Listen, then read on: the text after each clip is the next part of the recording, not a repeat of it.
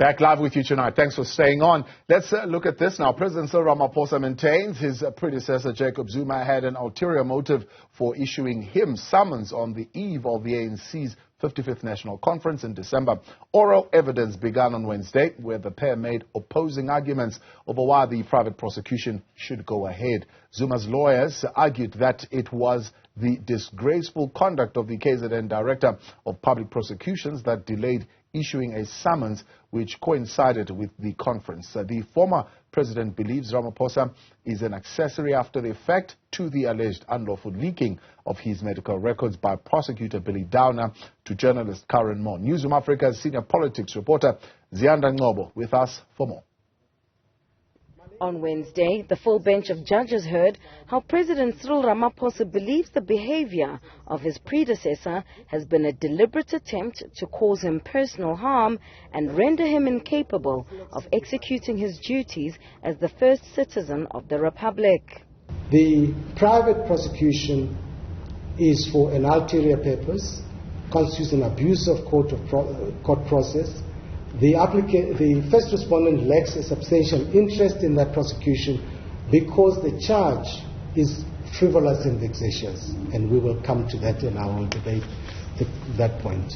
So one must, and then he alleges that all of this taken together, you have a private prosecution that is in breach of the rule of law, which threatens his constitutional rights, and he asking the court to intervene.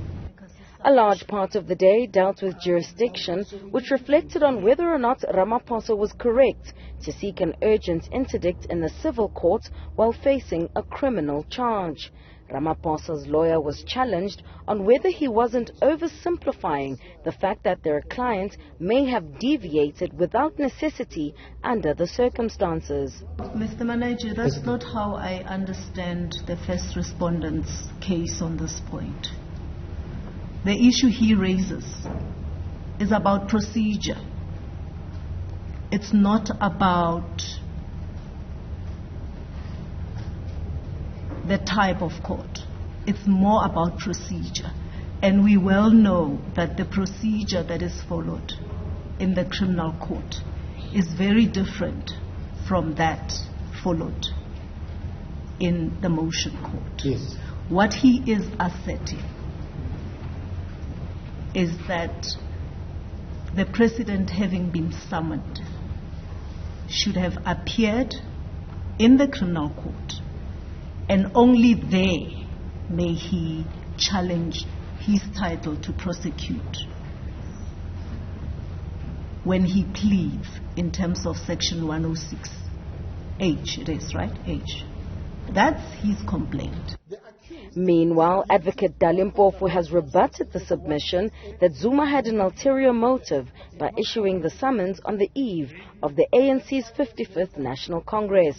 He says this is a red herring that fails to take into consideration what they say is the slow, disgraceful conduct of the KZN Director of Public Prosecutions, Elaine Zungu, in issuing the prerequisite certificates of non-prosecution, otherwise known as nulli prosecuis, in order to proceed with the private prosecution. Then we had to threaten to say, if you don't issue the new certificate, you're going to be compelled to do so in a court of law. Please give us the new certificate on the 11th of October or of November. Again, they default. This time, well, I suppose we must be grateful, only by 10 days. They give it on the 21st of November. Right? The former president tells this court that I received something he has been asking for all year. Now we're told about Nazareth. There was no Nazareth when he was asking about this thing from April, May, June, July, August, September, October. Then he says, when it arrives on the 21st of November, and I can attest to this without testifying from the bar, my team on the 8th of December is going to be arguing the Downer challenge. And then I say to my team, and this is the only connection to Nazareth, by the way. He says it himself. So I say to my team, let's do this quickly because I'm also going to the conference. Let's get everything out. What is proof of that, my lady? On the 15th of December, the so-called Eve of Nazareth, the former president issued 2 documents. The second day of oral evidence will be heard here on Thursday, where the Registrar of the High Court in Johannesburg will explain why he allowed former President Jacob Zuma to issue those summons before making the prerequisite security payment when pursuing a private prosecution. There'll also be arguments made by the friend of the court, the Black House Collective Foundation.